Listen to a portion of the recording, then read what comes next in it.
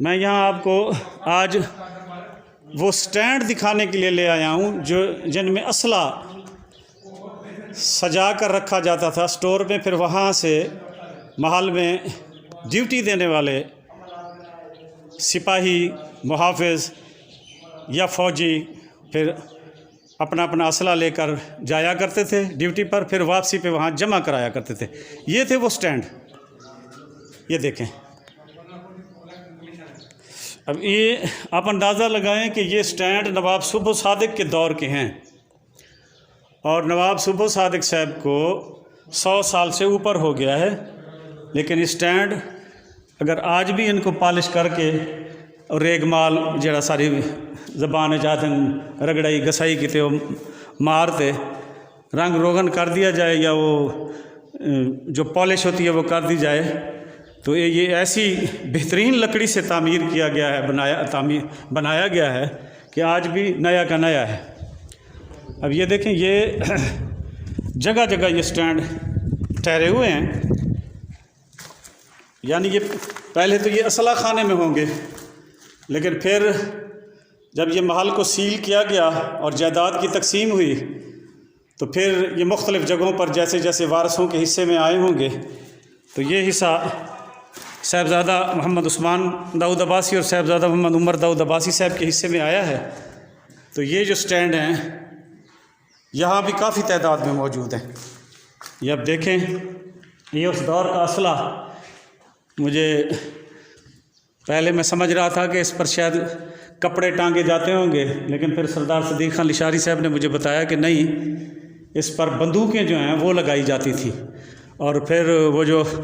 Duty देने वाले सिपाही थे, मुहाफ़िज़ थे या फ़ौजी थे, वो जब ड्यूटी पर जाते थे तो फिर तरतीब से बाकायदा उनके नाम दर्ज करके उनको यहाँ से असला दिया जाता था,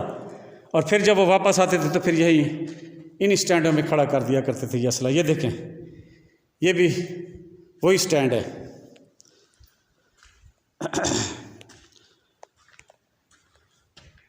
लेकिन इस नायाब विरसे की जो ख़ास बात है वो ये है कि ये तमाम अशिया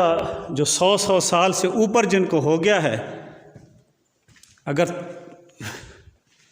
थोड़ी सी तवज्जो इन पर होती तो ये आज भी उसी हालत में ठहरी हैं जिस हालत में उस दौर के नवाब साहब ने बनवाई थी। कमाल है उन कारीगरों की, यानी वो मशीनी दौर तो था नहीं, आज तो हर चीज़ मशीन पे बन जाती है कंप्यूटर के ज़रिए, हाथों से बनानी पड़ती थी, निगाह से तमाम जाविये और तरतीब को रखना पड़ता था कि किसी किस्म की वो सारी ज़बानें जाते हैं जो नमोशी न थी वे मिस्त्री थी, और कारीगर भी वो थे जो अपनी बेइज्जती बर्दाश्त नहीं किया करते थे, इतने सुकून से इतने दिल लगा के काम किया करते थे, और सिर्फ़ हर चीज़ में कमी इसलिए नहीं रहने दिया करते थे कि वो कहते थे कि हमारे नाम को बट्टा ना लग जाए। और उस ज़माने के कारीगरों ने यकीनन वो काम किया है जो आज भी हम देखते हैं, चाहे वो नगुफ्तबे और बुरी हालत में है तो दिल से वाह वाह निकलती है, और दिल चाहता है कि वही लोग काश फिर से हमारे इस मुआशरे में आ जाएं जो ड्यूटी को ड्यूटी समझते थे, काम को काम समझते थे, और ईमानदारी से काम करके फ़ख्र किया करते थे। ये देखें, ये तमाम अशिया जो आप देख रहे हैं ये नायाब विरसा है। ये जो अब इस हालत में ठहरी हैं ये चीज़ें, ये देखें, ये किसी दौर में रियासत बहावलपुर जो बर्र-ए-सग़ीर पाक व हिंद की दूसरी सबसे अमीर रियासत थी,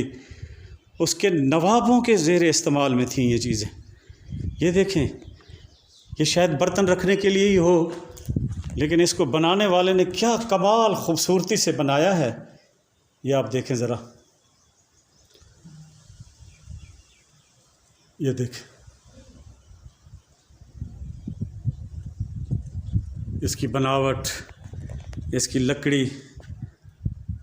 यानी वैसे भी उस ज़माने में अब्बासी नवाबों के महल में, इमारतों में और रिहाइश गाहों में जो लकड़ी इस्तेमाल की गई वो दुनिया की कीमती तरीन लकड़ी में से एक है, यानी कि सागवान, और एक लकड़ी का मुझे नाम नहीं आ रहा वो, या देयार। और आज जिनका ख़रीद करना भी महाल है, तो यहाँ महल में आपको कोई गोशा ऐसा दिखाई नहीं देगा जहाँ पे सागवान, देयार और एक और लकड़ी मुझे नाम नहीं आ रहा था। खान से वो बई केड़ी कीमती लकड़ी आई जंदा ना गिंदे वे ना, वो केड़ी चिप आती है, क्या है चिप ना है लकड़ी दा, एक और लकड़ी है उसकी किस्म का मुझे नाम नहीं आ रहा। ये सागवान से भी ज़्यादा कीमती वो लकड़ी है। तो उसके साथ ये फर्नीचर वगैरह महल का तैयार किया जाता था। दरवाज़े, खिड़कियाँ और इस्तेमाल की जितनी अशिया हैं ये सब उसी कीमती लकड़ी से बनाए जाते थे। और ये देखें, फिर उस लकड़ी को इस खूबसूरत रूप में ढालने के लिए बड़े सगीर पाक व हिंद के नामवर कारीगर यहाँ काम करते थे। आम शागिर्दों से, ये जैसे दुकानों पे आज जाते हैं आप, तो उस्ताद अमूमन कुर्सी डालकर एक तरफ बैठे होते हैं और छोटे छोटे बच्चे वो सारा काम कर रहे होते हैं, क्योंकि आजकल काम तो कंप्यूटराइज्ड है तकरीबन, हाथ पल्ला तो घट मारना पौंदे, लेकिन उस दौर में सारा काम हाथों से किया जाता था। और ये हाथों से किया जाने वाला काम अब्बासी नवाबों के पास बर्रे सगीर पाक व हिंद के माने हुए कारीगर किया करते थे, जिनके नाम